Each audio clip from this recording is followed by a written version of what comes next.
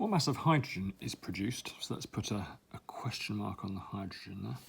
What mass of hydrogen is produced when 3.45 grams of sodium, so right, 3.45 grams of sodium on top of the sodium, when is reacted with excess water? We can cross out the excess water. We're also not worried about the sodium hydroxide there. Let's cross that one out as well. Okay, so this is calculating quantities. Calculating quantities have three stages. Stage 1, moles. Stage 2, stoichiometry. And stage 3, moles again.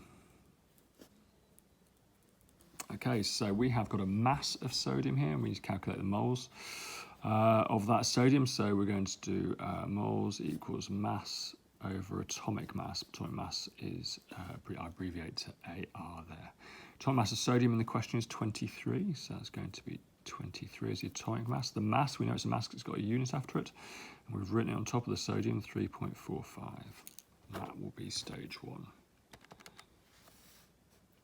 So 3.45 divided by 23. 0.15. We have 0.15 moles of sodium. Okay, so stoichiometry. 2Na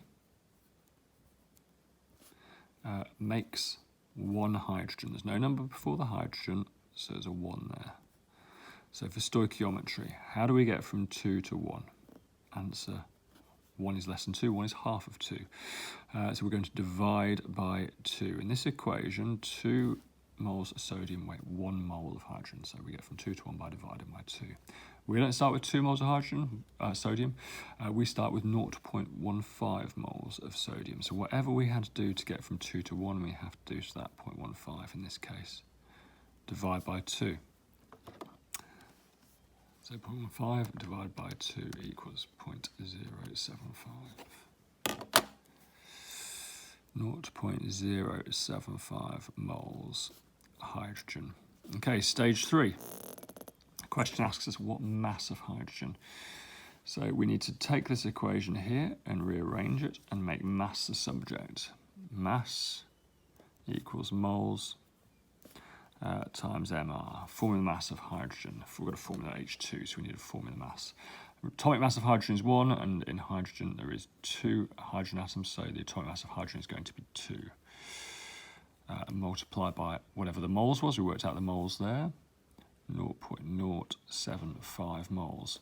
Multiply those two together and you will get the answer, and that's good. The unit for that is going to be whatever the unit is you start with. We started with grams, so the unit is grams. You can work that out and write that one down there. All these questions on aylsham-high chemistry.com.